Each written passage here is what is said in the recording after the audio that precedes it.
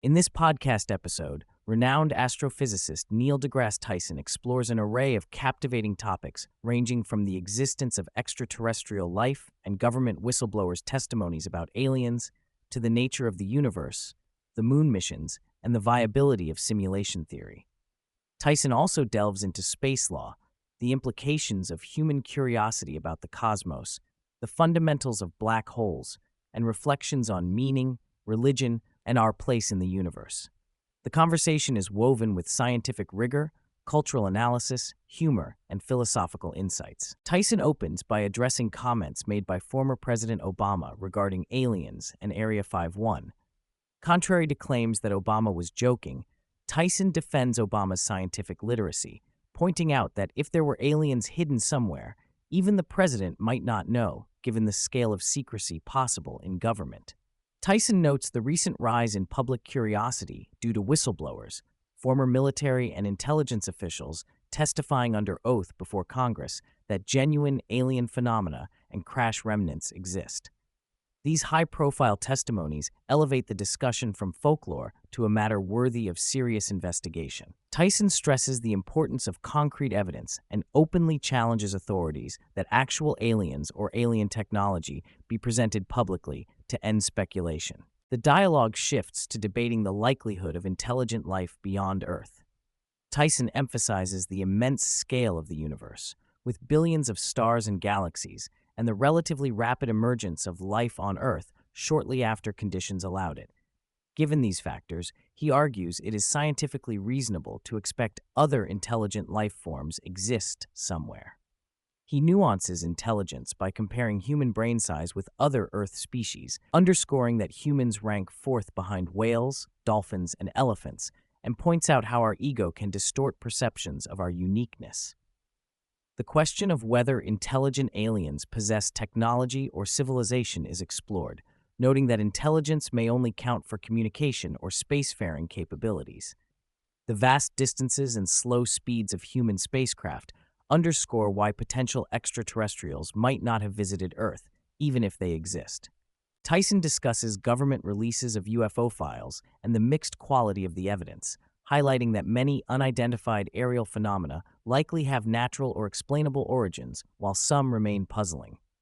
The tic-tac UFO sightings by military pilots stand out due to the pilot's surprise and the object's unusual flight characteristics. Yet even here, Tyson remains cautious, emphasizing the need for definitive proof. He critiques the common leap from acknowledging unidentified objects to concluding extraterrestrial origin, advocating a grounded scientific approach. The tension between public fascination, political interests, and media hype is illuminated, including former President Trump's contentious remarks. Tyson reflects on why humans are innately curious about the universe. He speculates that cultural symbolism connects gods to the sky, a motif found worldwide from mountains to sunbeams breaking through clouds.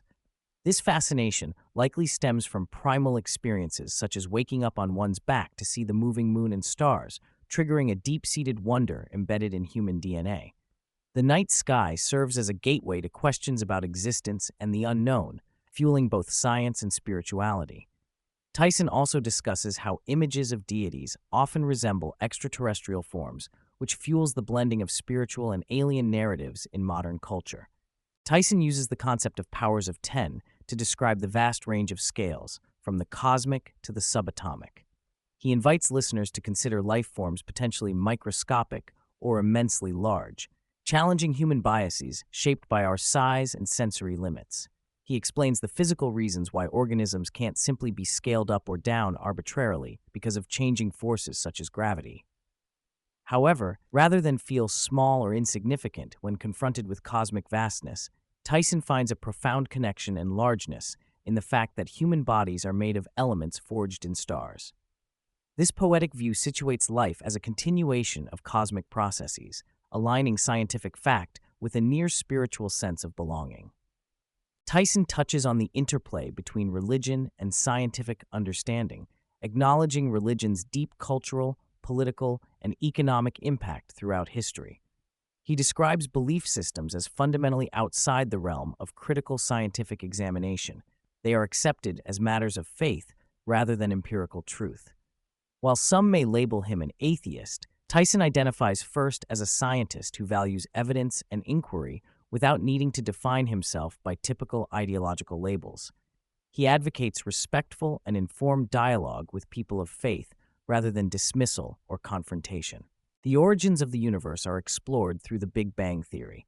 Tyson explains the concept of the universe expanding from an infinitely dense point around 138 billion years ago, highlighting energy mass equivalence, E equal mc squared, as a cornerstone of modern physics. He describes how the universe continues to expand and that mysterious dark energy is accelerating this expansion. Tyson notes dark energy and dark matter constitute about 95% of the universe's total content, emphasizing how much remains unknown despite considerable scientific advancement. The notion of a multiverse, a potentially infinite ensemble of universes continuously created, is also mentioned as a theoretical frontier beyond current evidence. Tyson breaks down black holes in accessible terms, describing them as regions where gravity is so strong that the escape velocity exceeds the speed of light, rendering them invisible.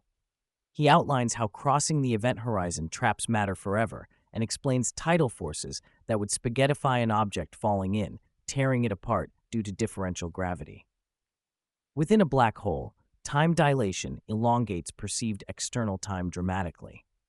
Tyson acknowledges that at the center lies a singularity, an infinitely small, dense point beyond current physical understanding, highlighting profound mysteries still to solve.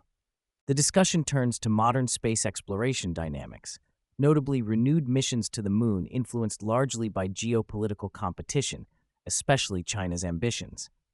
Tyson is candid that the moon race is not driven primarily by science or economics, but by national pride and strategic concerns. The absence of comprehensive space law creates a Wild West scenario in orbit and on extraterrestrial bodies about ownership and usage rights.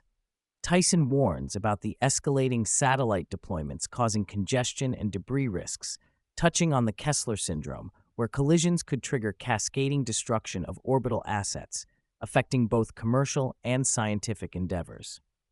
When asked about whether we live in a simulation, Tyson admits to discomfort with the idea, but considers its plausibility.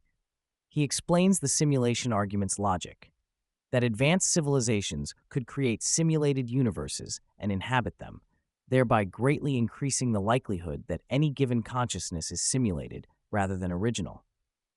Tyson adds nuance by pointing out that to perpetuate simulation chains, simulators must have the power to create further simulations, which humanity has yet to achieve.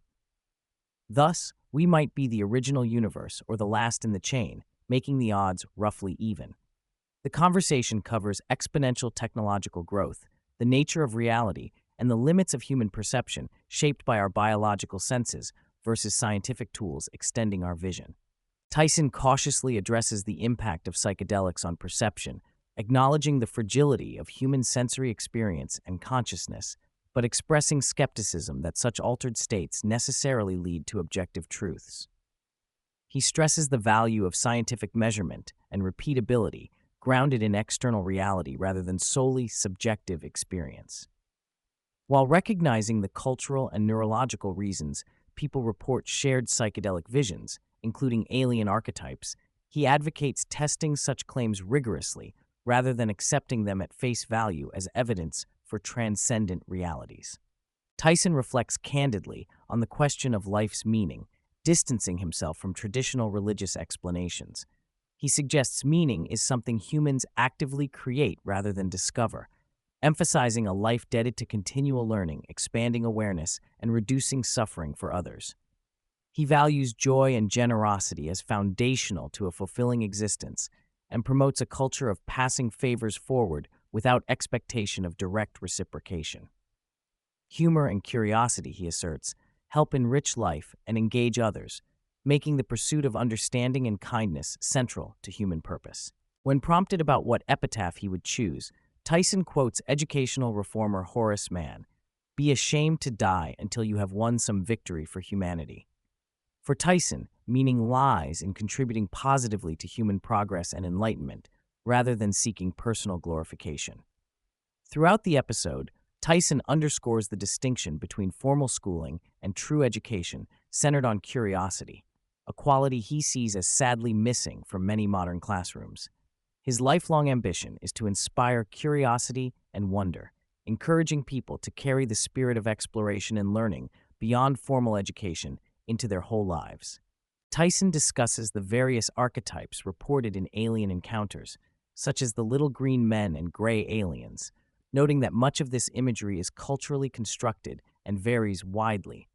He observes that many representations are humanoid despite the low probability of extraterrestrial life resembling humans given biological diversity on Earth. These images are shaped by human brains interpreting unfamiliar stimuli through familiar frames, often reinforced by decades of science fiction and pop culture. He stresses the need to view such sightings critically and cautions against projecting anthropocentric assumptions onto extraterrestrial life. The conversation highlights the risks posed by increasing numbers of satellites, raising concerns about orbital debris and the potential for catastrophic collisions. Tyson explains the physics behind Kessler syndrome, illustrating how debris creates a chain reaction of impacts that can incapacitate vital space infrastructure. While satellites enable modern technology and economic systems such as GPS and global communications, their uncontrolled proliferation threatens long-standing scientific observations and navigation.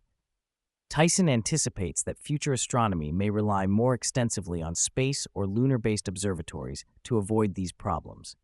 Tyson remarks that the allure of the moon as a destination is partially due to geopolitical pressures rather than direct economic incentives. He speculates on the possibility of establishing moon bases and extracting resources like water ice for sustained human presence, which could enable broader space exploration. Space tourism is also mentioned as an eventual reality, dependent on cost reductions and technological advances. Tyson also notes the extreme environmental challenges on the moon, including extreme temperature fluctuations, requiring innovative solutions. Throughout the discussion, Tyson wrestles with feelings of cosmic insignificance, often evoked by contemplating the immense scale of space and time. However, he transforms this perspective into one of empowerment and connection, advocating an understanding of humanity's chemical and energetic link to the stars as an uplifting realization. His emphasis lies on appreciating both the objective magnificence of the cosmos and the subjective richness of human experience, urging engagement with the universe through continued inquiry and reflection. Tyson touches on how evolution shapes perceptions. Humans, like other species, only sense what is necessary for survival. Scientific instrumentation vastly extends the range of detectable phenomena beyond human sensation, such as ultraviolet or gamma rays. This underscores a tension between subjective experience and objective reality, with science offering tools to approximate the latter despite individual sensory and cognitive limitations.